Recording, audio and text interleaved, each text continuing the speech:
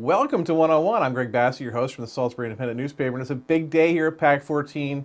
We have the guy who I wrote one time. I think he has the hardest job in the world. He says he doesn't. He's Donnie Drewer. He's the district engineer for the State Highway Administration here in our area. Welcome, Donnie. Thank you. Now, why do you not have the hardest job in the world? You're responsible for hundreds of thousands of miles of our highways. Well, you exaggerate a little bit on how many miles it is, but the first part of that is when you have good people work for you, you know, it makes your job much easier. Now, you've been doing this job for a long time. 55 years. 55 years. You're from Crisfield. Originally, yes, I am. So how did you first get into the State Highway Administration? How did you get motivated to do a job like this? Well, you know, when I graduated from high school, I needed a job, and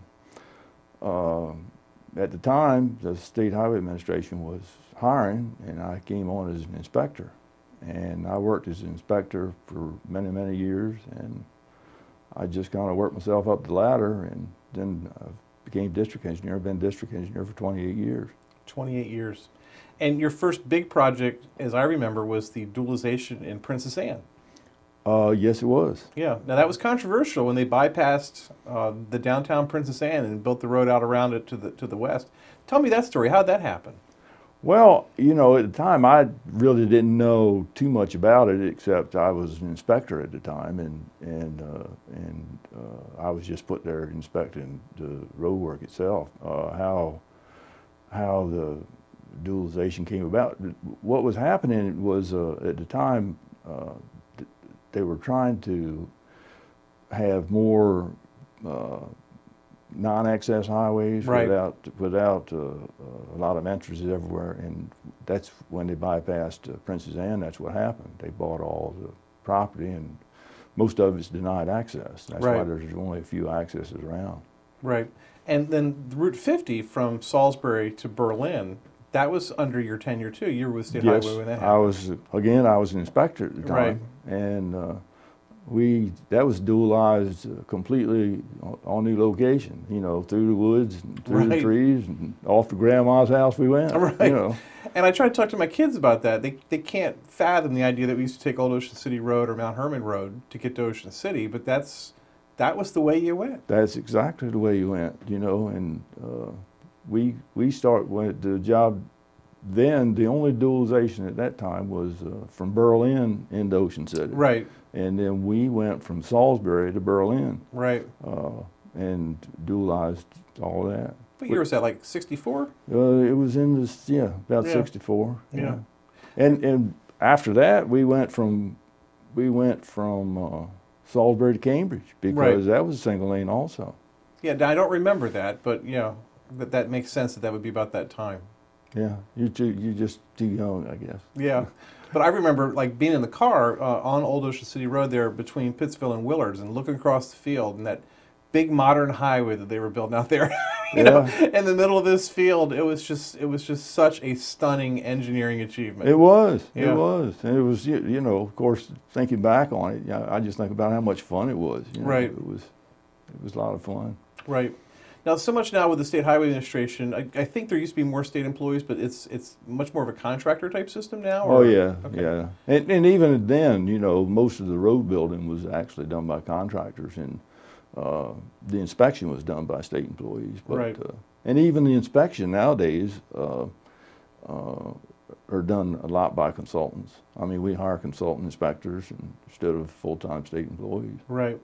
And one of the things that fascinates me so much is the idea that you can't just build on top of the highway anymore. You got to remove the old highway and put a new highway in. Talk about that a little bit. How does that add to the expense and well, it does. And the reason there's several different reasons for that. One of them is environmental, believe it or not, because of the floodplain. You know, we keep building on top, and eventually we build a dam and so water can't run from one side to the other. Right. So that's a big issue, and we have to mill down to replace it. Another thing is, over the years, when we were putting layer after layer after layer, where you put the two layers together, the bonding comes apart and the road starts slipping for a lot of lack of a better road Right. way, and we have to go down past that debonding and replace it. I was wondering about that because you'll see where a highway will do that from time to time. Mm-hmm. Yeah, that makes sense. And this material, when they mill it out, what do they recycle it, or where does it go? Some of it's recycled into new asphalt, but we can only use a certain percentage, and then a lot of it is sold to individuals for, you know, that would use it for a parking lot or a base for a parking lot or things like that. In some cases, we stockpile it in our SHA yards to utilize for maintenance, but we've been doing so much of it. There is so much of it that we can't handle anymore. So right. We'll let the contractor take care of it for a while, and then when our pile gets down, we'll get some more put into it. Right. Now you've had some great bridge projects. The Route 90 bridge. Oh yes, I was on the building the Route 90 bridge, and it's hard to believe, but there was two bridges, one over Aswama, and that bridge we started construction in, I believe it was April, and finished in November. Wow. In the same year. Right.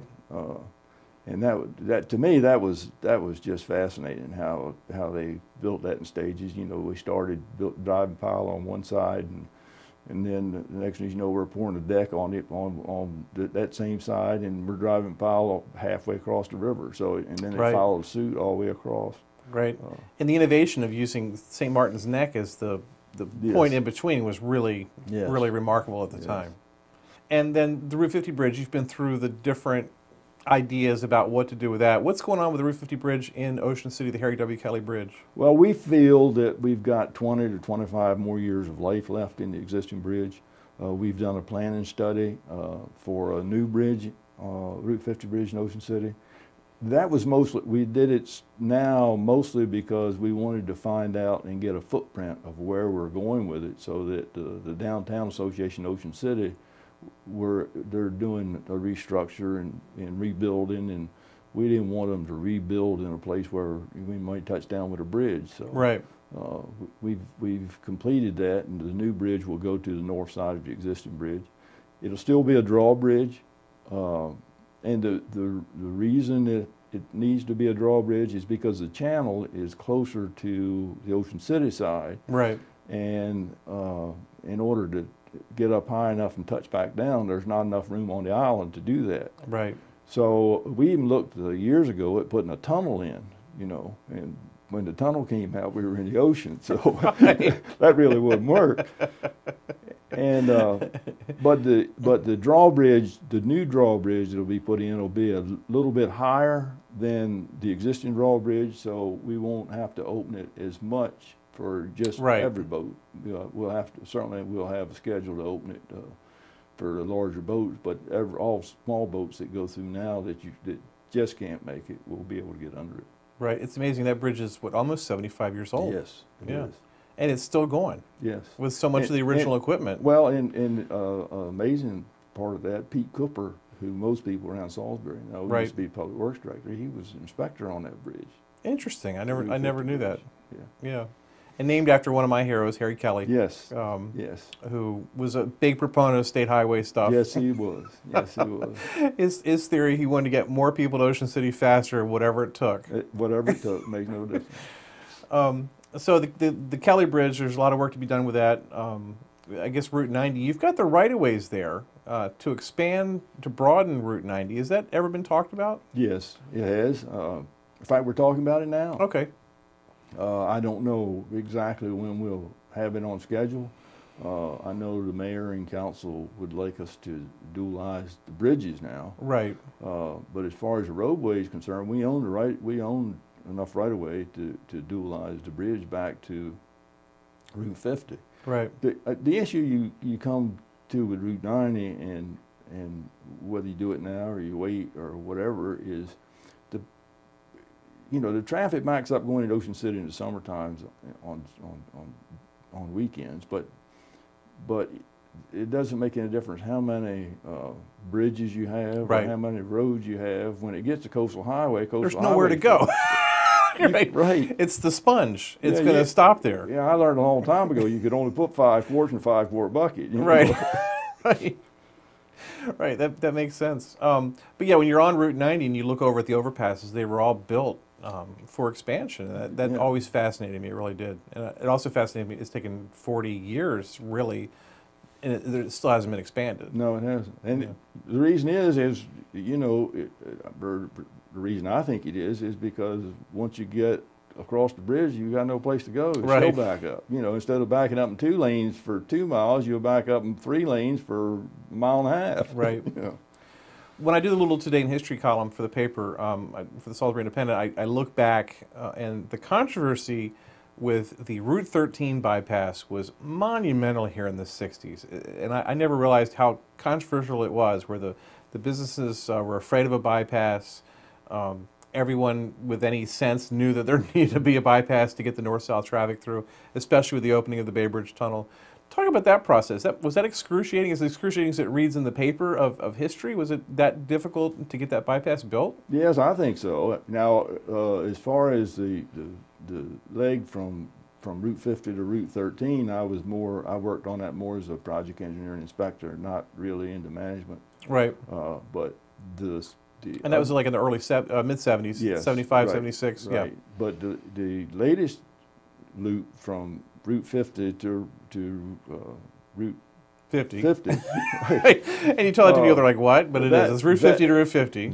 That section, you know, was a lot of controversy also. Right. You know, about exactly where to go and where not to go. And there's a neighborhood issue. Right, there yeah. was.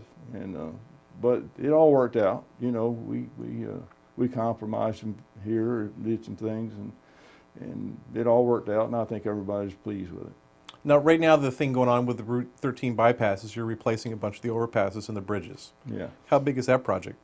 It's about a $20 million project. We're going to replace the decks on 11 bridges, and on probably 7 of those 11, we're going to also do the end walls, which is more structural. And it's not that the bridge is going to fall in. Right, there's cosmetic stuff. It's just, it's 45 years old, believe it or right. not. That's amazing, isn't it? Yeah. Yes. In fact, when the governor was here to make the announcement, I worked on on all those bridges, you know, and somebody told the governor that maybe y'all put some money into making me refreshing me up a little bit. That would make sense.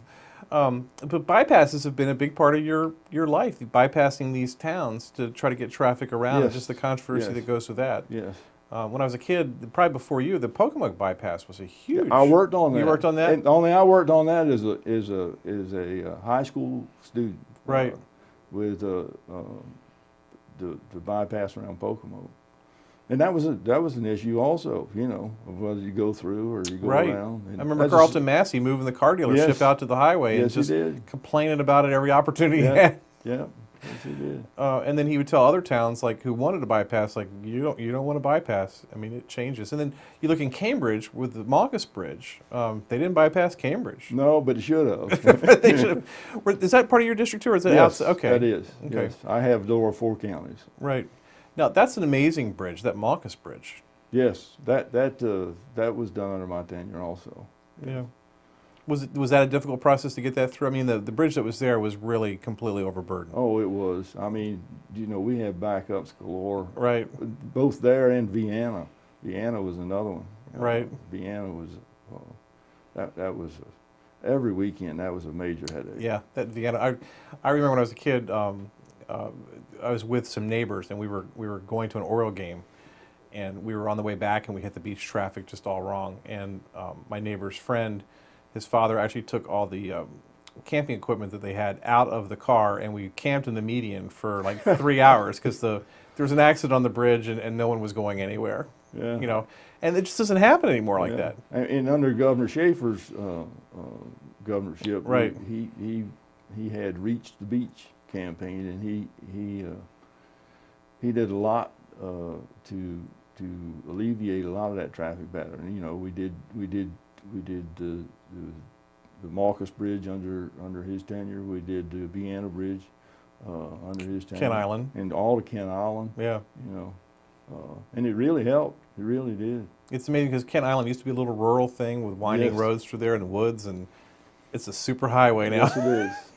So is that the kind of thing when you see a super highway, does it get you excited? That's what you like to see, or No, not really. You know, and my wife, she loves, if we go south, she doesn't want to ride 95. She'd rather go 17 because of the scenic views. right? That's interesting.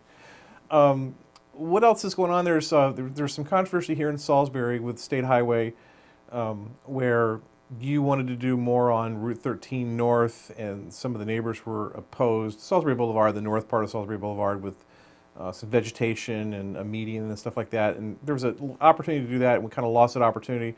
There's been focus on the south end of Salisbury Boulevard.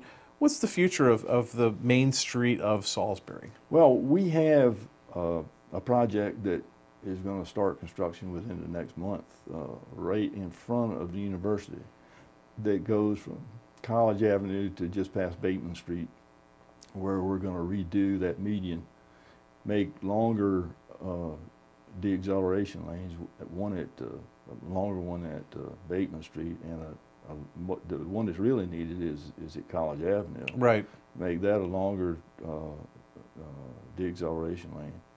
And we're going to move the access point that goes into the university. Probably we're going to move it north about maybe 100 feet. Okay. Because the university is changing their entrance with the new building so that their interior traffic pattern. This is the new academic commons that they're building now. Yes. Yeah. So we're going to match that. We're doing that now, and we're also having talks and working with Mayor Day. Mayor Day's bringing a fresh approach to Salisbury, and he wants to do some things on Salisbury Boulevard. And maybe, you know, years ago, like you said, we wanted to dualize. We wanted to put a median down Right. Route 13 for several reasons.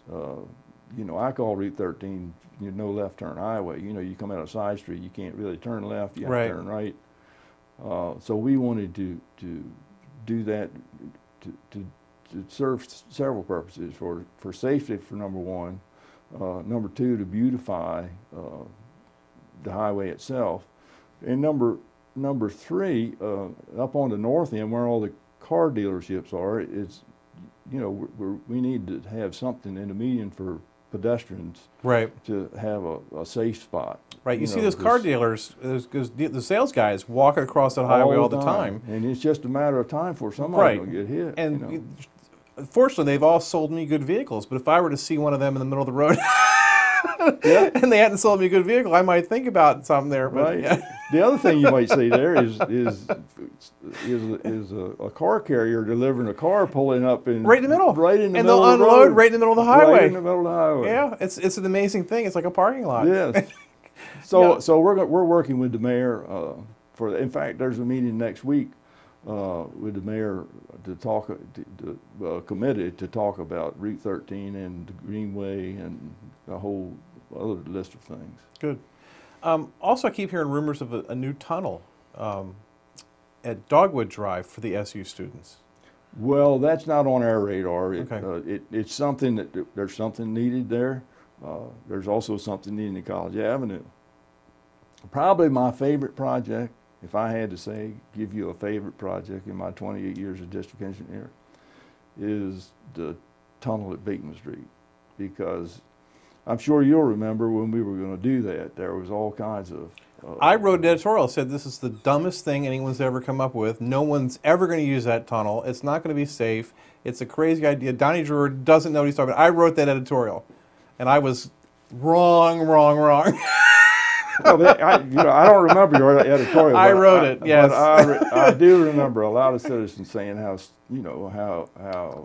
college students supposed to be smart enough to walk across Right. the street and all kinds of stuff. I wrote that, yeah. But the issue is we had walk signals there, and you'd have a group of college students, or not say college students, group of people, Right. come to the corner, push the walk button, and it takes several seconds for it to happen, and they wouldn't wait. They walk Right. across the street, and they're all assembled on it. If you have an accident and somebody, you know, hits them, Right. then it's too late. So when we built the tunnel, we looked at tunnels in every university on the East Coast or on the East. I mean, I have literally looked at tunnels at universities that you wouldn't believe. Right. And we took all the positives of the tunnels and all the negatives, and we made sure we didn't incorporate the negatives, and we did. And I think we really, I thought we hit a home run. It was brilliant, you know, and when I wrote that, I was thinking of the little tunnel there at the railroad bridge at East Right, Main Street. right. I was thinking it was going to be like that, dank and small and all that. But it was a beautiful tunnel. You ride your bike in there, and there's actual, and I never imagined the East Campus developing, that there'd be a parking garage and all the athletic fields. And I mean, you absolutely have to have the tunnel. There's no doubt about it now. You're No doubt. completely right on that.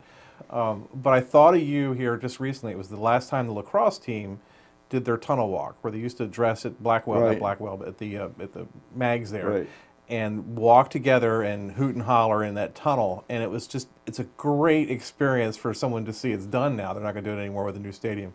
But you were exactly right, and I apologize for being wrong. Whatever it was 25 years ago, you were exactly right. And my second favorite project also deals with a college, only it's the one to the south, UMES, and that was the new access into Right. UMES. Yeah, that North Road made all the difference. It really Yes. did. Yes. Yeah. Again, kind of bypass the downtown, but it Yes. doesn't harm Right. it at all. Because when I leave UMES, I make sure I ride through downtown just to Yes. sort of reconnect with downtown. But yeah, that's a nice little road there. And we just built a roundabout that is also really, I think it's going to be a great addition. Right. Now, these roundabouts are controversial too, because people here don't seem to get it. But the one in Fruitland has been a big success. Yeah, well, you know, for years I was against roundabouts. Were you really? Oh yes. I said you'll never build a roundabout in my district, not as long as I'm here. Well, we used to have a four-way stop at Fruitland, Right. You know, at Division Street and Cedar Lane. And that's an area that used to be a little rural area. Now Yeah. suddenly it's city. It's growth, been growing like crazy. Then we had some fatals there. Right. And so we had to do something. And we got kicking it around, and I thought, well, you know, we might as well try one because we're being successful everywhere else. And so we had a public meeting with the citizens of Fruitland, and Rick Pilot at the time was town manager. And boy, they'd like to eat me alive. But we went ahead with it, and since we have built that, I can't remember one time where I've had anyone complain Yeah. that it didn't work. Yeah. It's amazing. And the way it's built is beautiful. If trucks get in there and get in Yeah. trouble, they can get up on it. Right. You know, and And that's what it's built for. yeah, it's excellent. It's excellent, and people So- seem to understand it. So we got that one, and now we've built one in Princess Anne Right. for the university. We're building one now. It'll be under construction in the next couple of months in Cambridge at Woods Road and 16. Right. So they're starting to pop up Right. all around the district now. And there's talk of the one in the city, but that's not you. The one on Carroll Street. No, that's Right. the city. Right, and that, I think I've been in favor of that one forever, but we'll see if it gets built. The mayor is really into that. Well, I guess there's money in his budget to study it some more. Yes, yes. So that could be cool. When you talk about fatals and stuff, I have to ask about 60-foot road, Right. because that comes up all the time. Right. And everyone thinks they know the solution there, but they don't. So let's talk about 60-foot road. Okay. It's been a problem. It's just an awkward intersection there. Yes, it is. By Pittsville. In fact, if you want to go back 6 or 7 years, I had an accident at Did you 60 really? Road. Okay. Yes, I did. I was coming from Ocean City in my state vehicle, and the car pulled out in front of me, and I took off across the field to miss it, and missed it, thank the Lord. But I ended up, there's a produce stand right next there. It had 3 Right. poles there, and I took the center pole out. Oh and, my gosh. but I was not injured, and everybody was safe, so Right. I was a fortunate one to have had an accident there. But And it is west, east to west. It seems to be where it's most awkward. That's exactly Yeah. it. There's something about when you come out there. We've even tried changing the angle, thinking that the post, Right. you know, would block sight distance. We've tried changing the angle of how a car sits. We've tried everything. You know, we've tried a lot of things there. You know, we've had rumble strips. We've done this, Right. that, and the other. Recently, we never could. We do traffic studies there, and it never would warn a signal. I mean, signalization just wouldn't warrant it. Right. And the latest one we did, it was warranted. The signal was warranted. So we incorporated a study to see what we needed to do to fix it. Well, the signal was one option, and then we wanted them to look at other different options, which we did, and we went to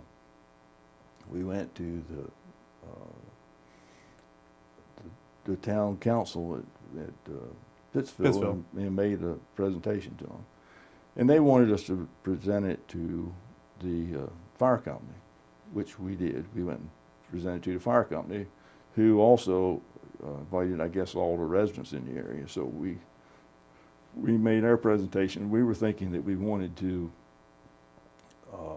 put what we call a Maryland T, which would require people coming out of Pittsfield, if they wanted to go to Ocean City, they'd have to go towards Salisbury and U-turn and come back. Like you've done in Haber and Mardella out there. Right. Only it's a little bit different than that, but same token. Right. Well, they didn't like it. And they brought up a lot of good points. You know, when you go talk to citizens, if you go talk to people, you learn that you're not the smartest. There is, right. You know, well, they're using it every day. Yeah, they've got some good ideas too. So we promised them we'd take another look. So we have taken another look. We're going to meet with them again June the 1st and see what we can come up with. And after June 1st, maybe we'll have a solution. Yeah, yeah. I don't want another light on Route 50 because Route 50 wasn't built to have all those lights on it. The light at Warwick makes me crazy. I think it's the one at Tillman Drive that makes me the craziest because it doesn't seem to be in sync with the one at Shoppers World. It seems to me. Who knows? But and it probably isn't because they're it's difficult. demand-driven. Well, and they're difficult to synchronize signals because people get caught in the median and then sitting there. Yeah. And that's, you know, so there's a lot of issues trying to, you know, I thought it was easy too until I got this job, and then I figured out this is impossible. You certainly can't. You can't. That's why you got the hardest job of anyone I know. Well, you know, but sometimes you just resolve to yourself that, hey, it won't work. Right. Now, you could have retired 25 years ago. Yes, I've been there 55. You're about to turn 74. I'll be 74 this month. Okay. Yeah. So, what's your retirement plan? Right now, my retirement plan is to retire October the 1st of this year. He's making news. That's your plan. That's my plan. What are we going to do without you? Hey, There's no one else I can talk about the building of Route 50 with. Well, yes, you can. I'm not going to die. I'm just going to retire, hopefully. But you've had an accident on 60-foot road. You know about this stuff. I know. I got experience. You're right. So what are you going to do when you retire? I don't know. That's the biggest problem I have with retiring is that I'm scared. I mean, I've got things I can do. Right. But, hey, I'm going to travel, play travel? golf. Yeah, but I do that now. So. Well, we wish you well with your retirement. You've just had a tremendous career of service. I just admire you so much. And I apologize for being so wrong about the tunnel. Hey, it was genius. Hey, thank you. Hey, it was worth it. It was worth it. Just hear you say that. He's Donnie Drewer. He's our chief engineer for the SHA district engineer at the State Highway Administration. We welcome him here today on PAC 14. I'm Greg Bassett from the Salisbury Independent Newspaper. Another edition of 101 right here on PAC 14.